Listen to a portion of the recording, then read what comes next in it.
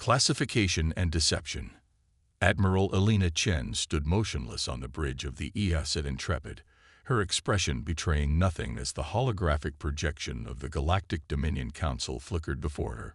5 alien figures, each representing one of the founding species of the Dominion, stared down at her with what she could only interpret as smug superiority. "The Dominion has reached its verdict," announced High Overseer Velax, a tall, gray-skinned being with 4 arms and eyes that glowed an unsettling amber. "After thorough evaluation of your technological capabilities, societal structures, and interstellar presence, humanity is hereby classified as a Tier 3 developing species." Elena's jaw tightened, but she maintained her composure. Humanity had expanded to 3 star systems, developed faster-than-light travel independently, and established peaceful trade with non-Dominion species. Yet here they were, being relegated to the same classification as species who had barely achieved spaceflight. As such, Velax continued, "Earth and all human settlements will now adhere to Dominion oversight. You will surrender 30% of your military vessels, provide quarterly resource tributes, and accept Dominion representatives on all remaining ships and colonies. Your expansion is hereby restricted until further notice." The bridge crew remained silent, though Elena could feel their collective outrage simmering beneath the surface. "This classification is generous," added Council member Zixara, a serpentine being with iridescent scales. "Many believed humans should be placed in Tier 4, given your propensity for conflict and unpredictable behavior. The Dominion expects full compliance within 15 standard cycles," Velax concluded. "Resistance is, of course, inadvisable. We have transmitted the full regulations to your government. That will be all."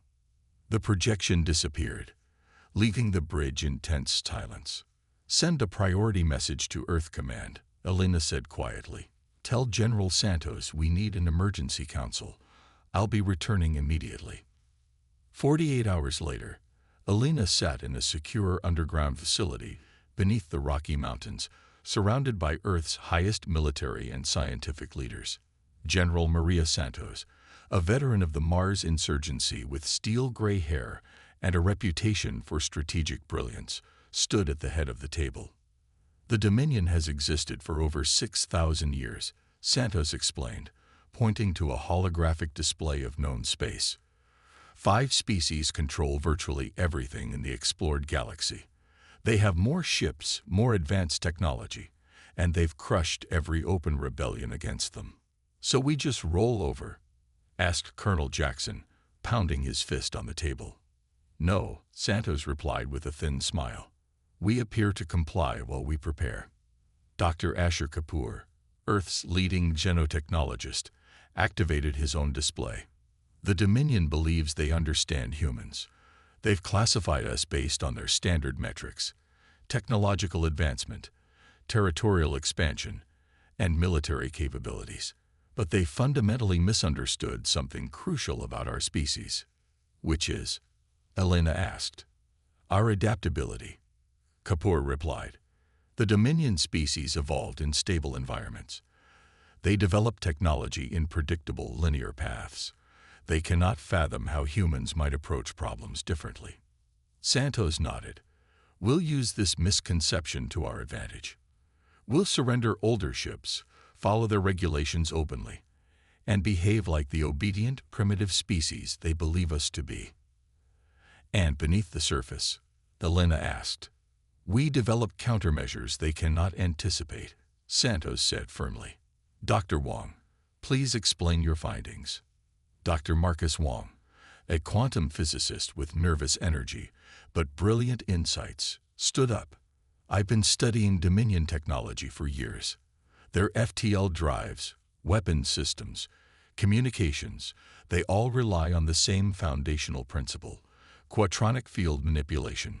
He displayed a complex equation on the screen. "It's elegant and advanced, but it has one critical vulnerability. Their systems cannot adapt to certain quantum fluctuations that occur when exposed to specific radiation patterns." "Radiation patterns we can generate?" Elena asked. Wong nodded eagerly. "Precisely. I believe we can develop devices that appear primitive to their scanners, but can temporarily disable their most advanced systems.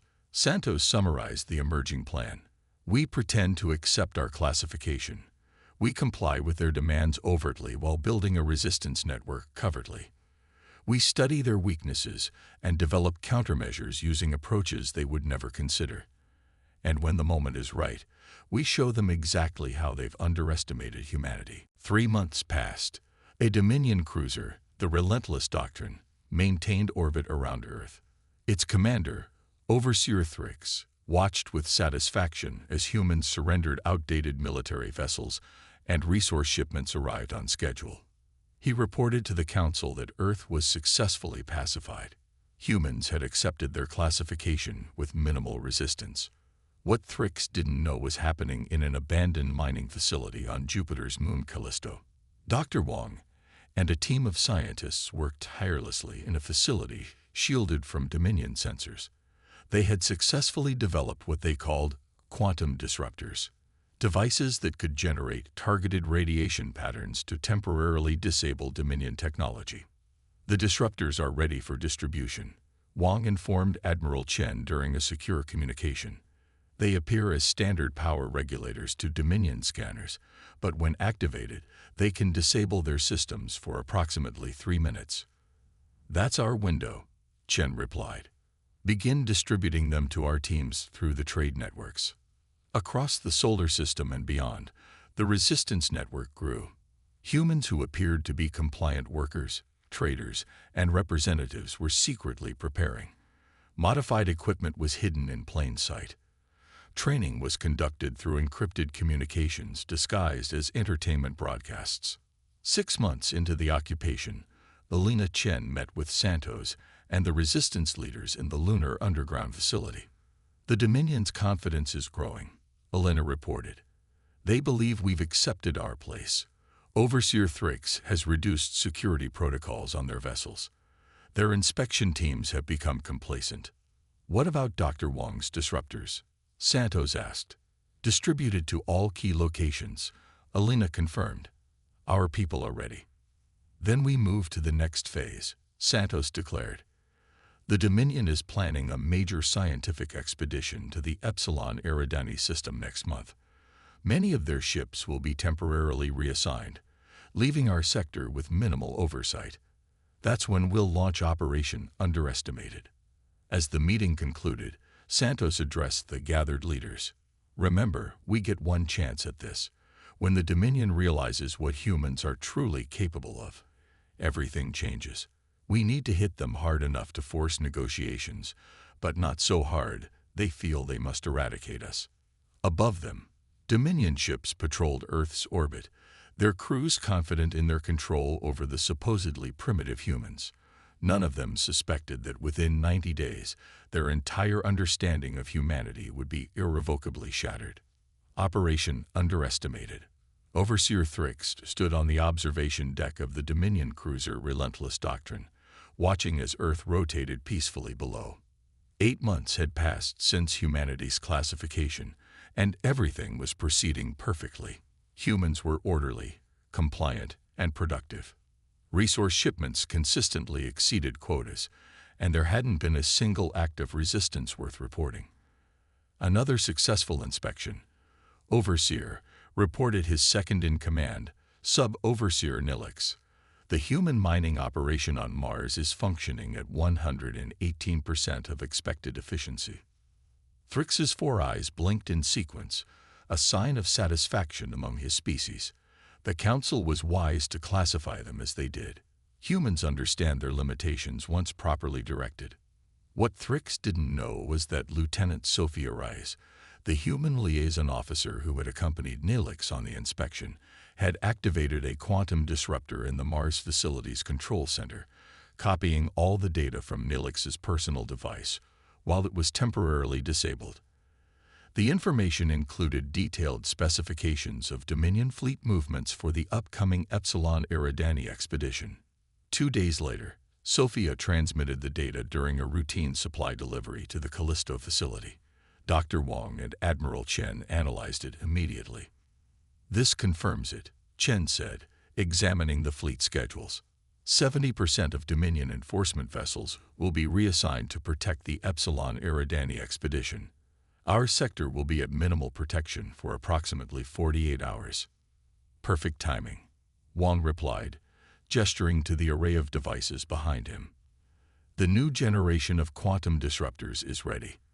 They can now affect Dominion systems for up to 7 minutes, and we've modified them to cascade. When one activates, it triggers others in proximity. Chen nodded. Inform General Santos. Operation Underestimated begins in 10 days. Across human space, coded messages were transmitted through seemingly innocent communications. Resistance cells prepared to move simultaneously. Modified equipment was positioned at strategic locations. The Dominion, focused on their prestigious scientific expedition, noticed nothing unusual. On the day of the operation, Overseer Thrix received a message from Dominion Command confirming the temporary reassignment of most enforcement vessels from Earth's sector. He wasn't concerned. Humans had been docile for months.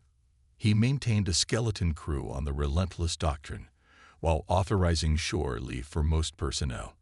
At precisely 300 hours Earth time, Operation Underestimated began. In the Lunar Administrative Center, Dr. Kapoor activated the Master Quantum Disruptor. Across Earth, Mars, and human outposts throughout the solar system, Dominion systems suddenly failed. Communications went dark. Weapons systems deactivated. Shield generators powered down. On the relentless doctrine, Thrix scrambled to understand what was happening as his ship's systems shut down one by one. Emergency protocols, he shouted. Switch to backup systems. Backups are not responding. Overseer, a panicked officer reported. Something is interfering with all quatronic field systems. Before Thrix could issue further orders, the ship's artificial gravity failed, sending crew members floating helplessly. Then the bridge doors opened, revealing Admiral Alina Chen and a team of humans in specialized zero-gravity combat suits. Overseer Thrix, Chen said calmly, I suggest you and your crew surrender. I assure you, resistance is inadvisable. Similar scenes played out across human space. Modified shuttles with enhanced stealth capabilities, developed in secret by Dr. Wang's team, approached Dominion vessels while their systems were disabled. Specialized boarding teams took control with minimal resistance. On Earth, human forces secured Dominion administrative centers. On Mars, the supposedly compliant miners revealed hidden weapons and captured the Dominion overseers. At jump points throughout the system, disguised human vessels moved into position, using modified technology that the Dominion couldn't detect. Within 6 hours, humans had control of their entire solar system. Not a single Dominion official or soldier remained free. Most significantly, they had captured the relentless doctrine, a Dominion cruiser with access to their secure communication networks. Admiral Chen stood on the bridge of the captured cruiser, now under human control. Open a direct channel to the Dominion High Council, she ordered. The communication officer nodded. Channel established. They're responding. The holographic forms of the 5 Dominion Council members appeared, their expressions ranging from shock to outrage. What is the meaning of this? High Overseer Velax demanded. Where is Overseer Thrix? Overseer Thrix is unharmed, but currently in our custody, Chen replied calmly, as are all Dominion personnel in human space. This rebellion will be crushed, Velax threatened. The full might of the Dominion fleet will find nothing but empty ships and abandoned bases if you send them. Chen interrupted. We've captured your vessels intact, studied your technology, and discovered its fundamental weaknesses.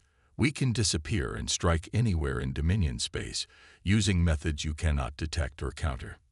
She paused to let this sink in. But that is not what we want. The council members exchanged uncertain glances. We are transmitting data packages to each of you now, Chen continued. The first contains evidence of how we disabled your technology and captured your ships without casualties. The second contains detailed analyses of critical vulnerabilities in Dominion systems that we've identified. The third contains our terms. Terms: Council Member Zixara hissed. Tier 3 species do not dictate terms.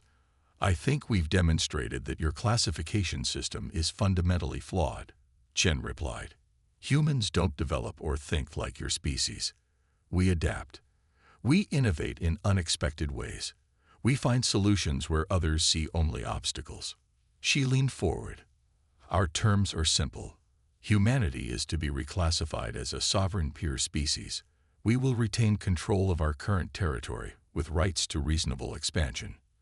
We will participate in Dominion affairs as equals, with representation on the Council. In exchange, we will release all Dominion personnel and vessels, and we will share our unique technological approaches to help strengthen Dominion systems against the vulnerabilities we've identified.